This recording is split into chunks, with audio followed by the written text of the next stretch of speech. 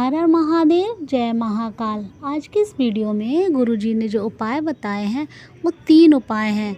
ये तीनों जो उपाय हैं बहुत ज़्यादा खास हैं। पहला जो उपाय है वो है आपकी बीमारी के लिए। यदि आपको कोई बीमारी है, चाहे महीनों पुरानी है, बरसों पुरानी है, कोई चाहे लीवर से संबंधित हो या कोई भी आपकी बीमारी हो शरीर में, उसके लिए है। दूसरा उपाय उन लोगों के लिए है जिनके यहाँ आमदनी कम है और खर्चे बहुत हैं।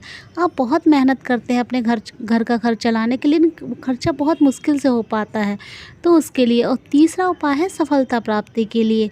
यदि आप किसी भी काम को करते हो उसमें आप सफल नहीं हो पाते हैं तो सफलता प्राप्त करने के लिए तीसरा उपाय है। तो हम आपको बताते हैं पहला उपाय। पहला जो उपाय है, इस उपाय को आपको बीमारी के लिए करना है। यदि आप बीमार बहुत रहते हैं, आपको कोई बीमारी है, कोई रोग है ऐसा, या आपके परिवार में किसी को कोई बीमारी है, तो इसके लिए आपको ये उपाय करना है। इस उपाय में आपको क्या करना है, आपको लेना है 1 लोटा जल। आप अपने किचन से जल भर लीजिए, थोड़ा सा शहद ले लीजिए और आपको 1 बेलपत्र ले लेनी है। बेलपत्र की डंडी में जो गांठ होती है उसे तोड़कर ही बेलपत्र आप यूज किया कीजिए पूजा के लिए। और आपको एक खाली बर्तन ले लेना है, कोई कटोरी वगैरह। ये सब सामग्री लेकर आपको शिव मंदिर जाना है।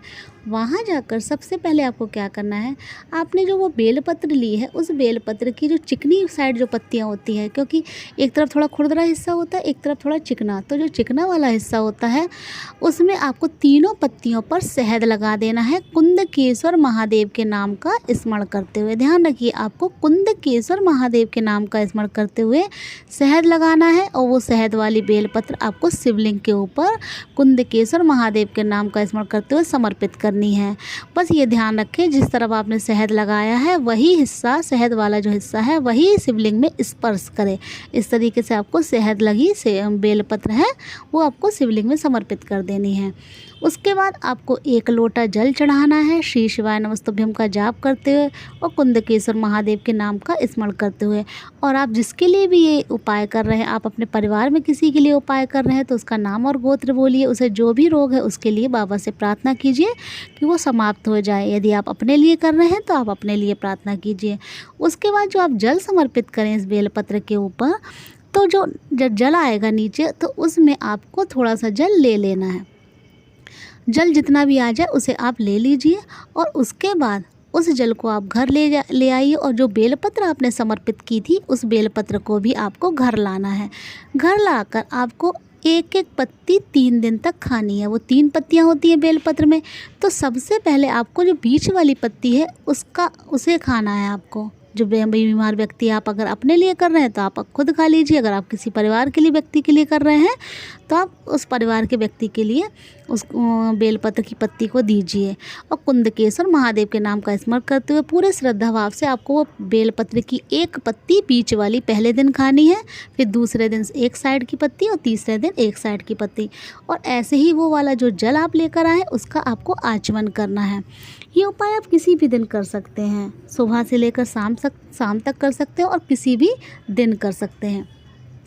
और जब भी आप मंदिर जाएं तो आप जल चढ़ाएं तो वो जल जो आप लेकर आए वो थोड़ा सा जल लेकर अवश्य आए। और वो उसी तरीके से डेली आपको जल का आचमन कर लेना है।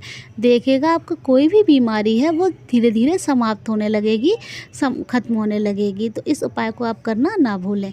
दूसरा उपाय बताया है गुरुजी ने, यदि आपके घर में खर्चा बहुत होता है, आमदनी कम है, खर्च बहुत ज़्यादा है, तो आपको ये उपाय करना है। इस उपाय में आपको क्या करना है, आपको 1 लोटा जल ले लेना है। 1 लोटा जल ले लीजिए, 1 कमलगट्टा ले लीजिए, 1 चावल का दाना। ध्यान रखिए आपको क्या क्या लेना है, 1 लोटा जल, 1 चावल का दाना और 1 कमलगट्टा। कमलगट्टा है पूजा की जो दुकानें होती हैं उनमें आराम से मिल जाता है, तो आपको 1 कमलगट्टा ले लेना है। और जाना है शिव मंदिर। शिव मंदिर जाकर आपको क्या करना है, सबसे पहले आप जो चावल का दाना लेकर गए हैं वो चावल का दाना आपको शिवलिंग के ऊपर समर्पित कर देना है। श्री शिवाय नमस्तुभ्यम या ओम नमः शिवाय का जाप करते हुए चावल का दाना आप समर्पित कर दीजिए। उसके बाद जो आप कमलगट्टा 1 लेकर गए हैं उस कमलगट्टे को आपको उस जल में डाल लेना है।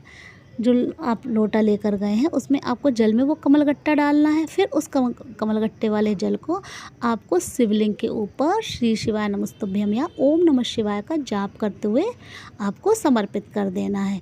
ये उपाय आपको करना है। यदि आपके घर में खर्चे बहुत लगे रहते हैं, कोई ना कोई खर्चा बना ही रहता है और पैसे बहुत कम आ रहे हैं, आमदनी बहुत कम है, लेकिन खर्चा बहुत हो रहा है।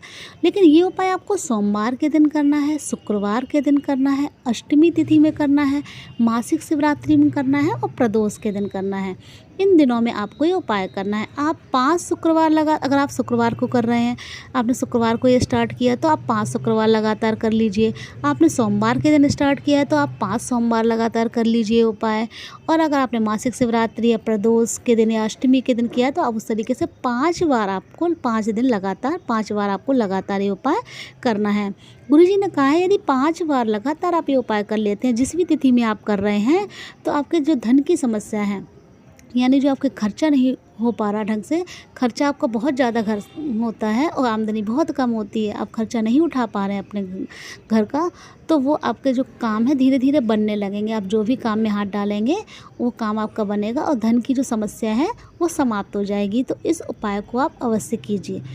तीसरा जो उपाय है वो है आपकी सफलता प्राप्ति के लिए। यदि आपको किसी कार्य में सफलता नहीं मिल रही, माने आप जैसे परीक्षा देते हैं, परीक्षा में सफलता नहीं मिल रही, आप जब भी घर से बाहर निकलते हैं, चाहे वो विवाह का योग है, आप विवाह के लिए जा रहे हैं, विवाह का काम नहीं बनना, नौकरी का काम नहीं बनना, कारोबार कोई आपने स्टार्ट किया, वो मतलब आप किसी काम में आपको कोई ज़मीन जायदाद लेनी है तो आप उसमें सफल नहीं हो पा रहे हैं, कोई काम बात नहीं बनती आपकी, तो ये उपाय करना है।